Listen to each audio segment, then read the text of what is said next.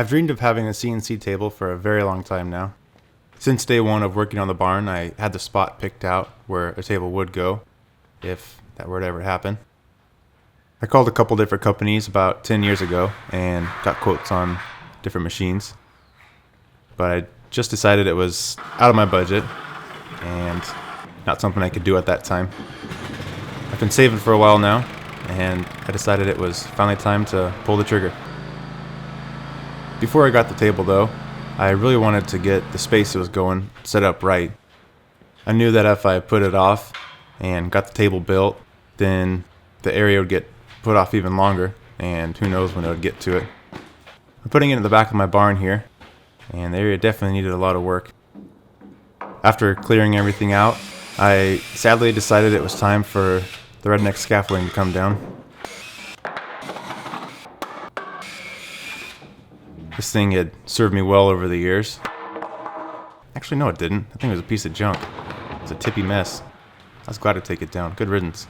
Can't believe I didn't break my neck on that thing. With everything out of the way, I gave the floor a sweep. And then it was on to framing in the sliding door opening that never gets used at the end of the building. The incoming CNC table was the reason I had to push hard and get the other end of the barn closed up as well. I still have the half-finished deck project looming in the back of my mind. But, yep, still raining, so I'll get back to it as soon as I can.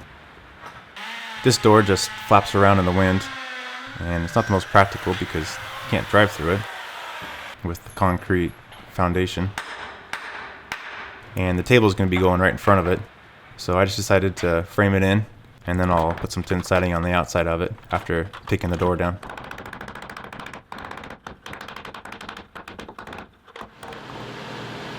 I plan on running air lines and electrical through this wall, so I had to get it all framed up before I got to that. Next day I ran up to Portland and bought a nice new air compressor. Really excited about it. I also picked up a kit that came with 3/4 inch lines and all the fittings I needed for 3 different hookups. It's a really cool kit. I marked a straight line through all the studs and drilled out a hole big enough to run the hose through.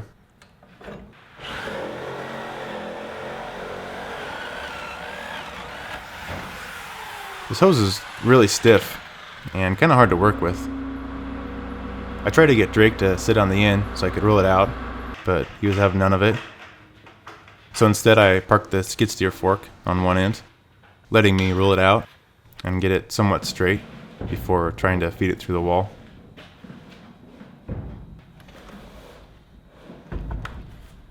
No thanks to Drake, I got it fed through the studs.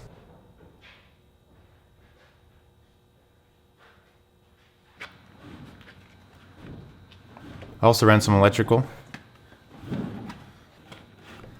Took some pretty big wire for service to the air compressor, and also ran a line to the plasma cutter, which was ordered and on its way at the local welding supply store.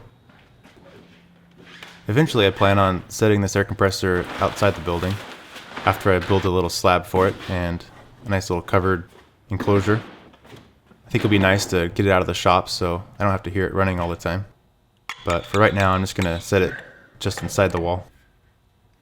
I piped the air line through a water separator, which I was told needed to be 25 feet away from the compressor to give the air a chance to cool a little bit before going through it, so it works properly. And then I attached the quick coupler through the wall. I also ran a line to a fitting next to my garage door outside the barn, and then also one other spot inside the barn, which I didn't really need to do right now, but I thought it was just as easy to go ahead and run it versus try to plug it off and work on it later.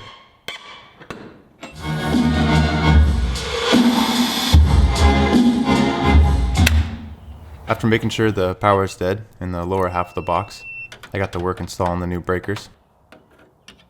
I love those testers. We use those things all the time on the farm. And it's just a nice safety precaution, being able to touch all the wires and make sure they're dead.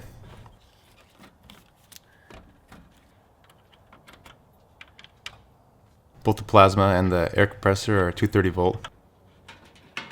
I installed a 50 amp for plasma cutter and a 40 amp for the air compressor.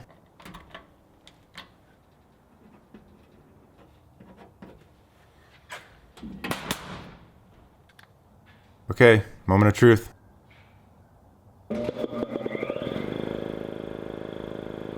This thing was a lot quieter than I was expecting, actually. It's a 2-stage Ingersoll Rand, which I settled on after doing a lot of research. I made sure it could easily handle the CFM needed for my plasma cutter. And other than that, I might use it for an impact wrench or maybe a little bit of spray painting. Nothing crazy. Should easily handle what I need. Surprisingly, none of my fittings leaked. Pretty excited about that. I was even more excited to finally get to retire my other air compressor. This thing had served me well since day one working on the barn, but it was ready to be put out to pasture. I'm sorry. There's a mistake. Come back inside. Sorry, never again.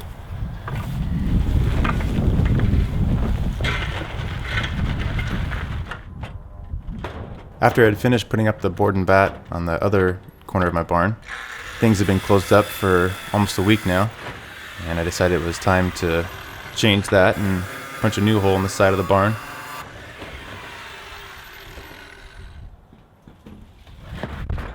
After cutting the door down, I Morpheus lifted the door out of the way.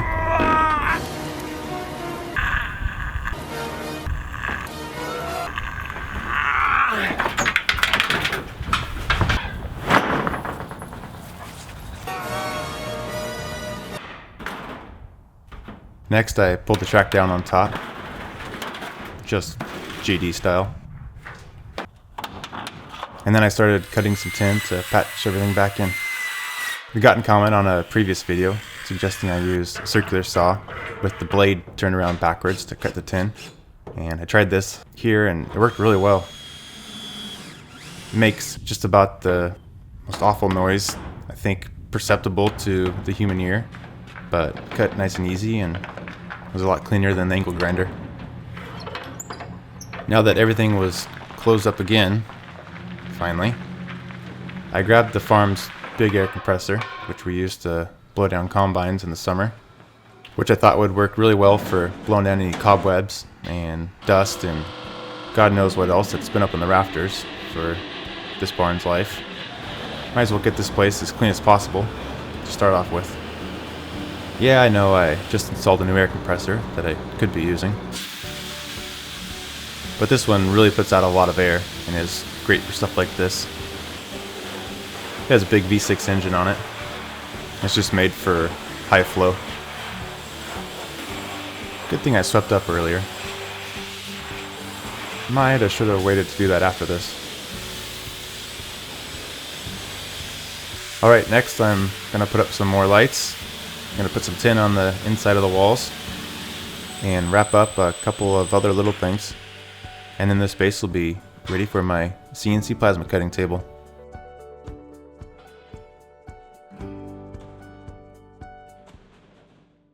Oh my god, I can't wait.